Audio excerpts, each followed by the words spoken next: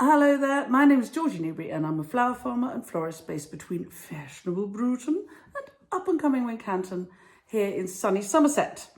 And I did an Instagram live this week, inspired by the fact that I ran a 3-day flower farming intensive workshop so I spent 3 days talking about not just how to be a flower farmer, but how to be a flower farmer that can actually make a living and can have a nice time at the same time, because obviously flower farming is very much living the dream territory. But there's no point living the dream if you then can't pay your bills. So I spent 3 days talking to a lovely small group of 7 students on that very subject. And I said to my Instagrammers, would they send me a load of questions about what they wanted to know about life as a flower farmer? And they did. So I thought maybe you too would be interested. And actually, going forward, if you guys have any particular subject you'd like me to cover in any of these clips, then do put it in the questions and I'll add it to a list, and sooner or later I expect I'll cover it somewhere. But the thing about social media is that one is nearly always driven by the people who are engaged in the process. So I might think you want to know about this, that, or the other thing, but actually you may all really want to know about this, that, and the other thing. So do let me know, and we can always go over some of those subjects. But today I'm going to talk a little bit about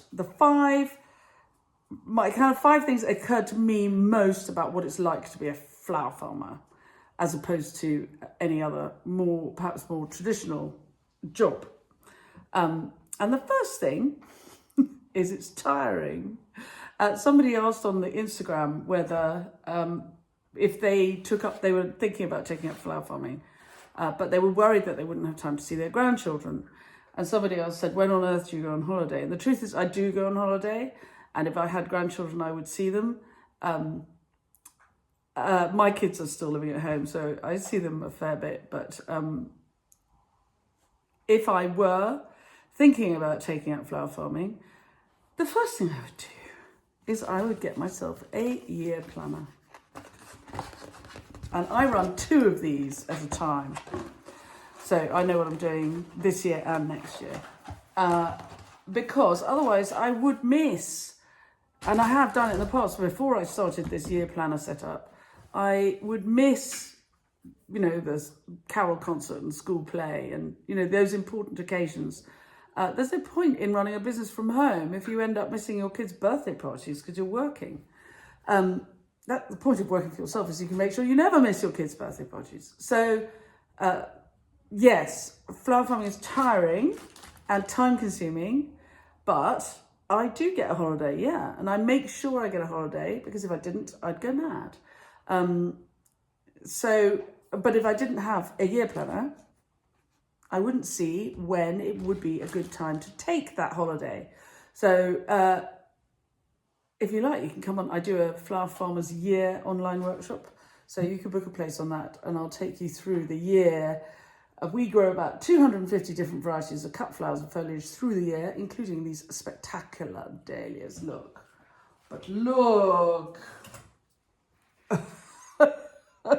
Oh yes, yes, they're as big as my head.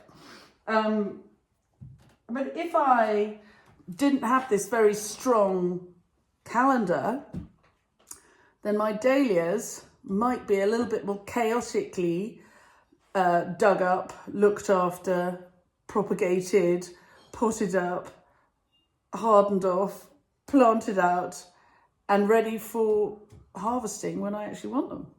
So that's my number 1 thing. It is tiring being a flower farmer, but if you have a year planner and you really fill it in assiduously, then you can be a flower farmer without too much difficulty and get a holiday. So there you go, number 1. Number 2, and by the way, book on my Flower Farmers Year workshop and I will take you through this very planner in detail. And you can write it all down yourselves. Anyway, so that's number 1. Number 2, somebody asked me what my favourite flowers were to have in flower for the 6 months from April to September. And I replied that you can have anything you like flowering from April to September, so long as it's, fits the season. The skill is to make sure that you've got, as a flower farmer, the skill is to make sure that you've got enough to sell. And in order to make sure you've got that product, you need to work out what you're going to sell in advance. And you need to know the order in which you're going to sow it, plant it, and all of that. Again, here comes the flower farmer's year. Growing flowers for sale is fun.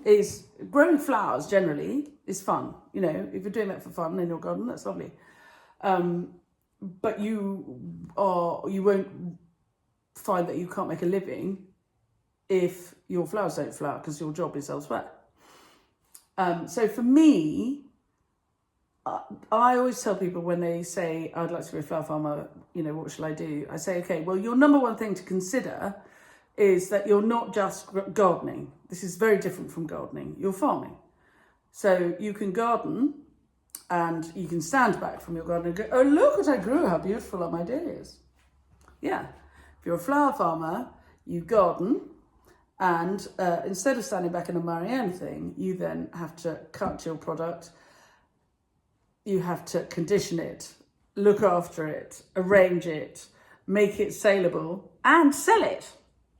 So there's another workshop that goes with this. It's called Career Change Flower Farming. We either have it here at the farm or we do an online version as well. So if you're thinking about whether flower farming is fun and what fun you could have choosing your flowers to grow, it is fun. I love it. I really love it. I wouldn't do anything else. But I work very hard to make sure that I've got a market for what I'm selling. It's not just gardening. It is. I probably still spend half my working time marketing 11 years on. I'm marketing now. Look, here I am, telling you top tips, but also selling you my workshops at the same time. So that's a thing. Career Change Flower Farming online. And the next question was how do I, as a flower farmer, how do I think about planning out my patch? And the truth is I do it very badly. My patch, anybody who's been here and been on one of my workshops or been on a garden tour, we had 5 garden tours this week. I burnt my face really badly. Our patch is laid out very, very badly. I have 4 patches. Ideally, I'd have 3. I grow shrubs and perennials in one, annuals in another, early spring in another, the dahlias in another. It's just carnage. And there are acres of walking space between. I could do that much better. So if you were a more organised flower farmer than I am, and perhaps if you came on my designer cut flower patch workshop, see, sell, then I could help you design your patch much, much better than mine. And I fully expect one day to do a tour of all my students, all my past students' cut flower patches and find them perfectly laid out. Everything cut into 3s, but I don't do that.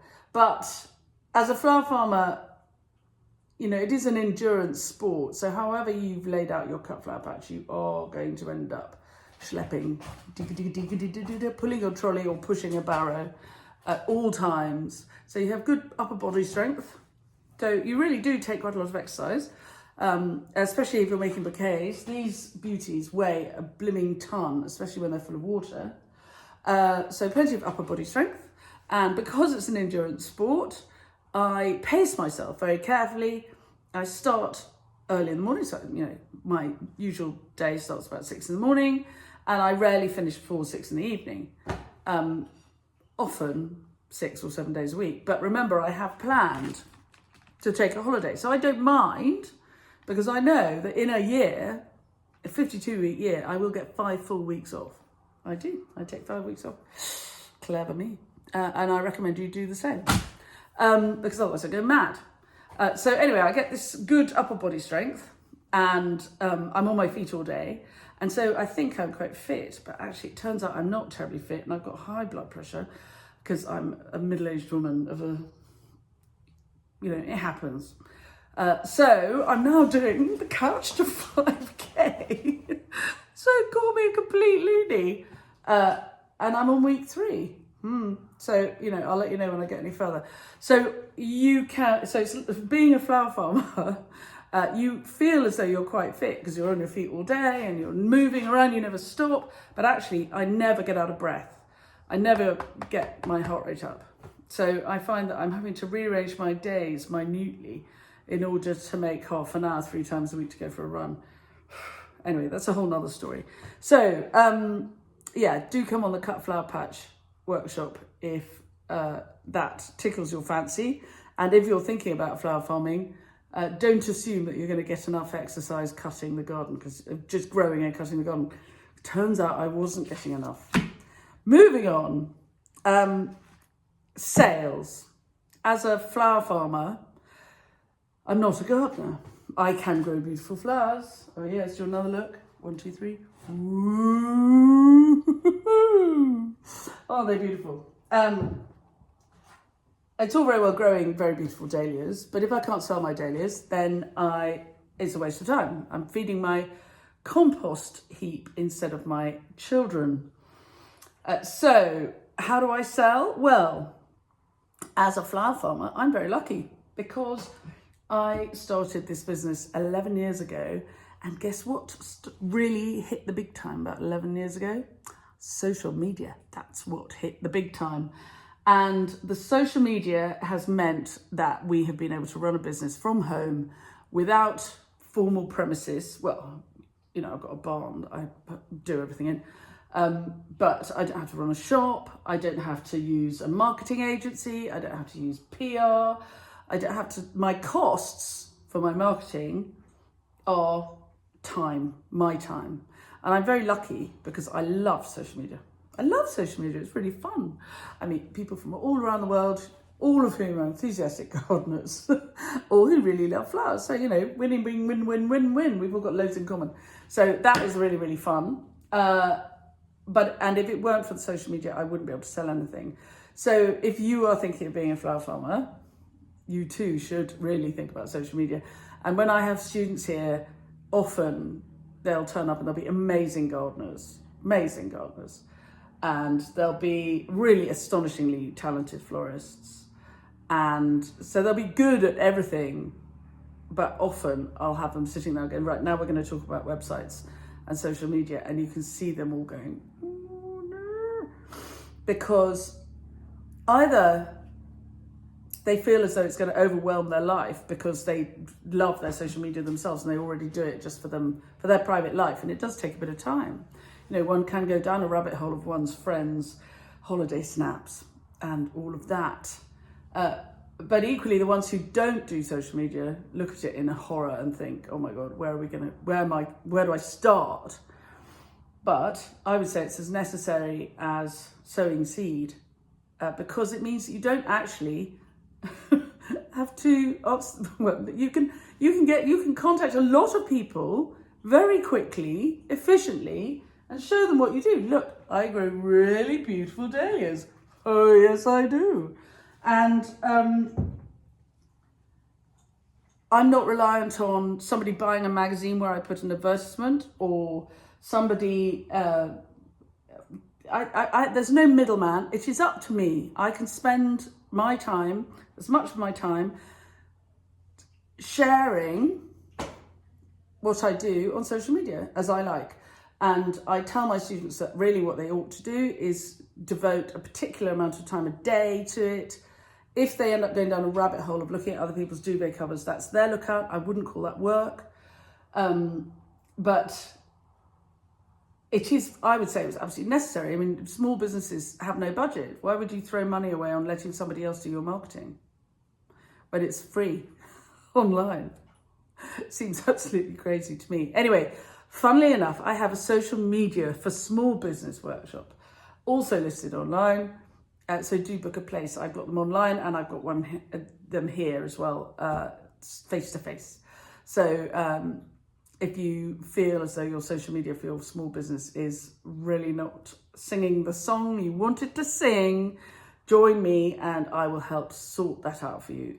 Help you make a strategy and use the time and tools that you have more efficiently to get somewhere with that. There we go. Sell, sell, sell. And the fifth thing about what's it like to be a flower farmer. Well, and this wasn't a question that was asked on Wednesday. This is a question that I think should have been asked on Wednesday. Flower farming is definitely what is sort of referred to sometimes rather disparagingly by other people as a lifestyle business. And a lifestyle business is a business where you choose to do something which can bring you in a living, but which you will really, really enjoy. It's when you turn your hobby into a way to earn a living.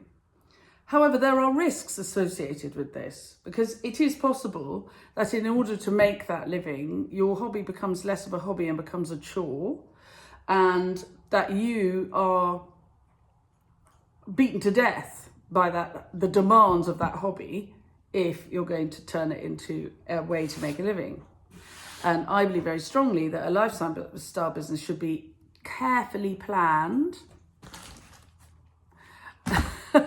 And wait till I get onto cash flow forecasts in such a way that the business works for you, not the other way around.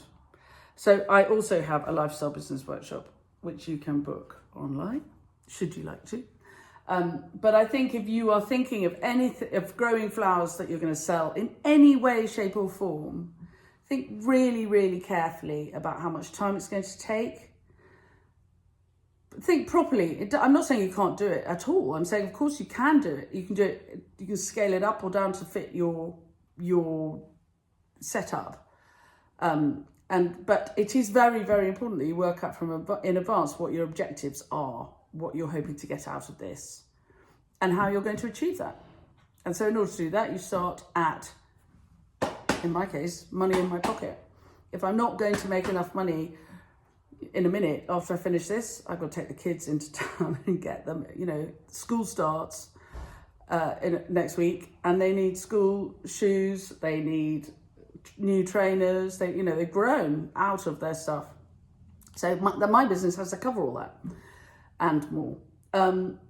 So that's what I say first of all, and most of all is if you're thinking about turning a hobby that you really, really love into a business, then you must make sure that you can do it in such a way that the business works for you, not the other way around.